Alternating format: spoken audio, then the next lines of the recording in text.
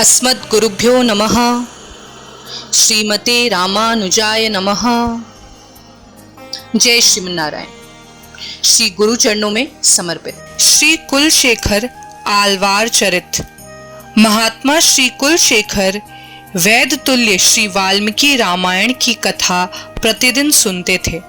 कथा में जब आरण्य कांड में खरदूषण तथा 15,000 राक्षसों के साथ अकेले भगवान राम का युद्ध का प्रसंग आया तो राजा कुलशेखर ने क्रोधित होकर अपनी चतुरांगिणी सेना लेकर राम भगवान की सहायता के लिए चलने का निश्चय किया। मंत्रों के विनती से वहां के श्री वैष्णवों ने आकर राजा से कहा, अकेले श्री रामचंद्र भगवान ने समस्त राक्षस सेना का विनाश कर दिया है। भगवान के विजय का प्रसंग सुनकर प्रसन्न होकर कुलशेखर राजा ने सेना को वापस लौटाने का आदेश। राजा कुलशेखर की भगवान श्री राम और श्री वैष्णवों के प्रति अनन्य भक्ति थी। वे हरि भक्तों के पराधीन थे।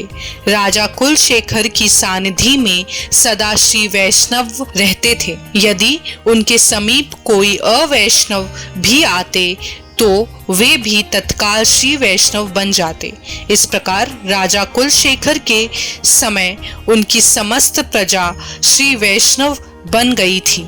एक बार रामायण की कथा सुनते समय रावण द्वारा जानकी जी के हरण का प्रसंग आया।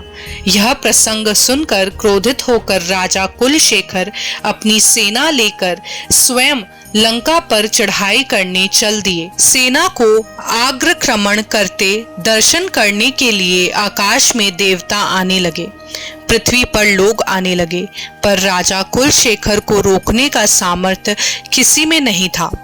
भगवान श्री राम तत्काल राजा कुलशेखर के सम्मुख प्रकट होकर बोले, मैं रावण का विनाश करके जानकी जी को वापस ले आया हूँ।